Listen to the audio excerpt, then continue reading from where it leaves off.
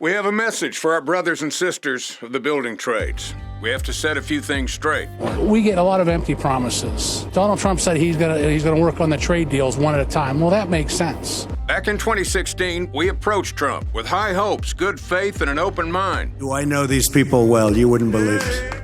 But throughout his presidency, he let us down.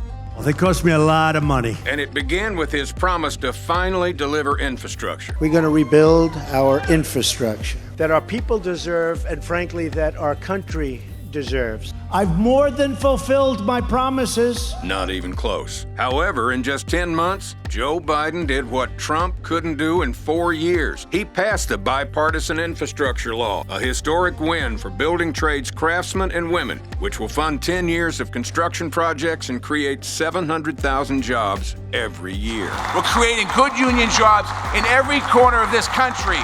Then Joe Biden sealed the deal on the CHIPS and Science Act, bringing thousands of semiconductor manufacturing jobs back to the United States.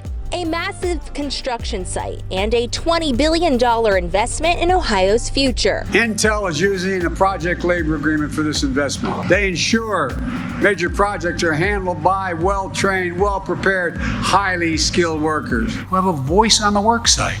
On wage protections, you couldn't even get Donald Trump to say the words prevailing wage, let alone legislate policy that included it. That's why we made sure that the infrastructure law included significant labor protections, subject to Davis-Bacon requirements. So that means folks who are rebuilding the country are going to earn a prevailing wage now.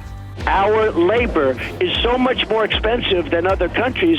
We can't afford to be paying people 40, 50, 60% more. I love the right to work. It gives great flexibility to the companies. The last president was a vocal supporter of right-to-work policies, which we all know is code for weakening our collective bargaining power. And the unions have to be more reasonable. He weakened health and safety protections when he gutted OSHA, allowing companies to get away with hazardous working conditions that put your lives at risk. President Trump signed an order to undermine our apprenticeship programs and weaken our gold standard workforce development model, which President Biden immediately and thankfully rolled back as soon as he got into office. Brothers and sisters, Joe Biden's legislative victories have led to the addition of 10 million jobs since he took office. American support for labor unions is at a nearly 60-year high. And we can build on this momentum if we elect leaders who truly have your back. We know who's on the side of the workers, and as we always do, we're calling balls and strikes.